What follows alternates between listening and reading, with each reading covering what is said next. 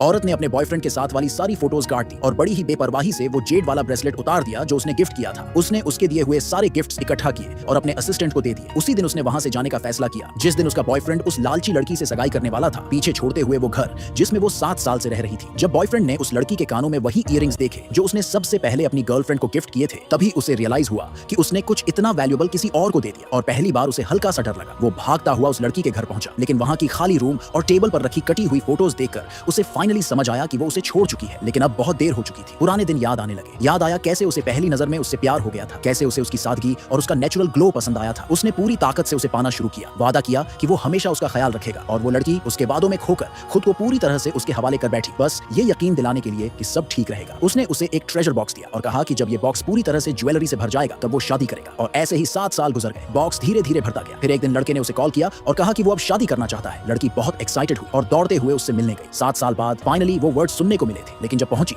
तो देखा कि वो दूसरी लड़की के साथ था। लड़का बिना झिझके उस लड़की को उसके सामने किस कर रहा था। लड़की एकदम सुन्न रह गई। सारी खुशी एक पल में गायब हो गई। वो लालची लड़की माहौल देखकर बोली कि वो बाहर वेट करेगी और लड़का बड़े प्यार से बोला कि बाहर ठंड में खड़ी मत रहना, ठंडी लग जाएगी। फिर उसने अपनी पुरानी गर्लफ्रेंड को कहा कि बैठ जाओ, लेकिन वो टस से मस नहीं हुई। लड़का उस नई लड़की को इंट्रोड्यूस करने लगा और कहा कि वो उससे सगाई करने जा रहा है और वजह बताई कि वो लड़की उसे उसकी याद दिलाती है जैसी वो 7 साल पहले थी। ये सुनते ही लड़की का दिल टूट गया। उसने जिसे सब कुछ दे दिया था अब वही उसे रिजेक्ट कर रहा था जैसे वो कोई खराब चीज हो। उसने रियलाइज किया कि उसके लिए अब कोई रिस्पेक्ट नहीं बची थी। उसी वक्त लड़की को समझ आया कि जो शादी का प्रपोजल लड़का दे रहा था वो उसके लिए नहीं था, इसलिए उसने जाने का फैसला किया। उसने जेड वाला ब्रेसलेट उठाया जो उसने उसे गिफ्ट किया था, टेबल पर रख दिया और पीछे मुड़े बिना वहां से निकल गई। लेकिन जब वो घर वापस आई तो उसे अपने पापा से कोई सहारा नहीं मिला। उल्टा उन्होंने उसे बहुत डांटा। उसके पापा बहुत सख्त थे। उसके लिए वो बस एक जरिया थी जिससे फैमिली को फायदा मिल सके। तभी बटलर एक शादी का कार्ड लेकर आया। शहर की सबसे अमीर कंपनी के प्रेसिडेंट ने उससे शादी का प्रपोजल भेजा था। सबको पता था कि वो आदमी अपाहिज है और उसका स्वभाव भी थोड़ा टफ है, लेकिन सच ये था कि उसकी पर्सनैलिटी कमाल की थी और वो काफी केयरिंग इंसान था। पापा सच्चाई को जाने बिना उस पर दबाव डालने लगे कि वो ये शादी कर ले ताकि फैमिली को फायदा हो, नहीं तो उसकी छोटी बहन को जो बाहर पढ़ाई कर रही थी ये शादी करनी पड़ेगी। लड़की के पास कोई चॉइस नहीं थी, उसने हाँ कर दी। एक दिन जब वो बाहर खाना खा रही थी, वो लालची लड़की आई और बड़ी विजयी एटीट्यूड में उसे उकसाने लगी। लड़की जो सब कुछ दे चुकी थी उस आदमी के लिए अब बिल्कुल खाली महसूस कर रही थी। उसके तानों को सुनकर लड़की बहस नहीं करना चाहती थी, बस वहां से जाना चाहती थी। लेकिन उस लड़की ने पीछा नहीं छोड़ा। उसने कहा कि शायद तेरी माँ ने तुझे कोई परवरिश नहीं दी, इसलिए तू इतनी इजीली उस आदमी को दे बैठी। ये सुनकर लड़की खुद को रोक नहीं पाई। उसने उसे थप्पड़ मार दिया। ये सब सीन उस आदमी ने देख लिया। वो दौड़ कर आया और लड़की का हाथ पकड़ते हुए उसे फोर्स करने लगा कि वो उस लड़की से माफी मांगे। लड़की ने समझाया कि पहले उसकी माँ को इंसल्ट किया गया, लेकिन लड़के ने कुछ नहीं सुना। उल्टा उसने उसे थप्पड़ मारा और बोला कि ये सब तेरी ही गलती है। उसने धमकी दी कि कभी उस दूसरी लड़की के पास मत जाना और उसे वहां से बाहर ले गया। 7 साल का प्यार एक ही पल में बर्बाद हो गया। थोड़े ही दिन बाद लड़की के जाने का दिन आ गया। उसने वो ट्रेजर बॉक्स उठाया जो लड़के ने कभी उसे दिया था। हर एक गिफ्ट जो मेमोरी से भरा था